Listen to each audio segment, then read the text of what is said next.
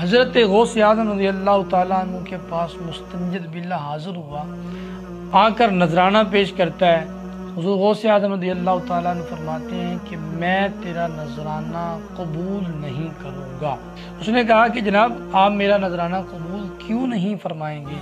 تو آپ نے فرمایا اس لیے کہ یہ جو تو لے کر آیا ہے یہ غریبوں کا، ماڑوں کا، کمزوروں کا لوٹا ہوا ہے۔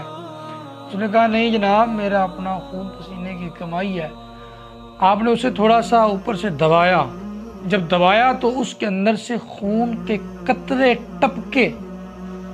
آپ نے فرمایا اگر مجھے نسبت رسول کا حیا نہ ہوتا تو میں اس کو اتنا دباتا کہ یہاں سے لے کر تیرے شاہی محل تک پھیل جاتا۔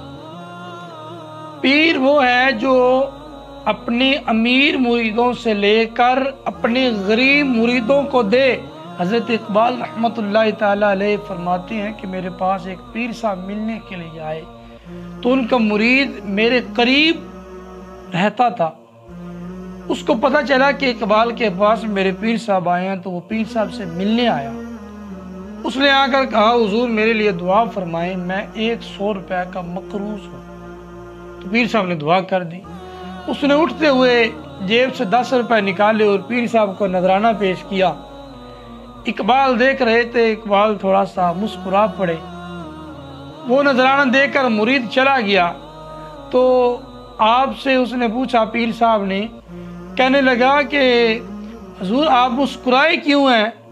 تو آپ نے فرمایا میں تمہاری دعا کی قبولیت پہ مسکرا رہا ہوں کہ تمہاری دعا کیسی قبول ہوئی ہے۔ اس نے کہا کہ جناب وہ کیسے؟ آپ نے فرمایا کہ جب وہ دعا کروانے کے لیے آیا تھا تب وہ 100 روپے کا مقروض تھا، جب دعا کروا کے چلا گیا تو 110 روپے کا مقروض ہو گیا۔ تو ہمارے پیروں نے تصور بدل دیا ہے۔